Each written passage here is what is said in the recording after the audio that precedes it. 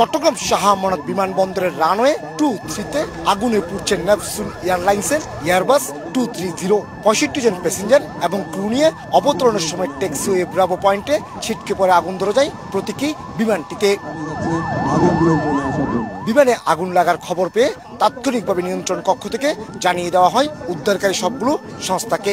আগুন নেভানোর কাজ শুরু করে ফায়ার সার্ভিসের একাধিক টিম। হতাহতদের উদ্ধারের পাশাপাশি পরিস্থিতি নিয়ন্ত্রণে ঘটনাস্থলে ছুটে আসে সেনাবাহিনী, পুলিশ সহ সরকারি সব সংস্থা। অলরেডি একটা ফিজিবিলিটি স্টাডি করা হয়েছে। ইমিডিয়েট যে আমাদের রানওয়েটা মেরামতের কাজ এই শুষ্ক মৌসুমে শুরু হয়ে যাবে এবং পরবর্তীতে আমরা এটা আরো কিভাবে আপগ্রেডেশন করতে পারি আমাদের সে অনুযায়ী আমাদের সকল প্রকার প্রয়াস থাকবে।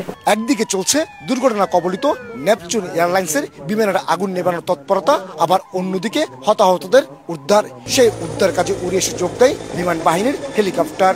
হাসপাতালের পথে হতাহতদের নিয়ে ছুটছে একের পর এক অ্যাম্বুলেন্স। সব অর্গানাইজেশন একসাথে সমন্বিতভাবে তারা কাজ করতে পারছে কিনা সেইটা দেখা, এবং এটা একটা ইভ্যালুয়েশন টিম ছিল আজকে যারা এই পুরো জিনিসটা ইভ্যালুয়েট করেছে, এবং এট দ্য এন্ড ওরা কিন্তু আমাদের কাছে ইভ্যালুয়েশন রিপোর্টটা পাঠাবে। সেই অনুযায়ী যেসব জায়গাতে আমাদের দুর্বলতা ছিল, আমরা জীবন এবং সম্পদ বাঁচাতে পারি, সেগুলো আমরা বিবেচনায় নিয়ে ভবিষ্যতে আমরা এগিয়ে যাব।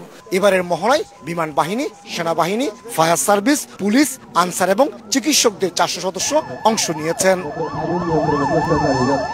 হয়তো এই বিমান দুর্ঘটনা, আগুন নেভানো এবং হতাহতদের উদ্ধার করা সাজানো, তারপরও আন্তর্জাতিক নিয়ম অনুযায়ী সক্ষমতার পরীক্ষা দিয়েছে চট্টগ্রাম শাহ আমানত বিমানবন্দর।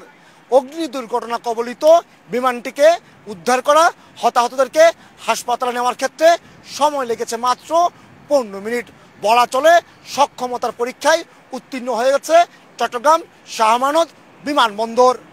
চট্টগ্রাম শাহ আমানত বিমানবন্দর থেকে কমল দে, সময় সংবাদ।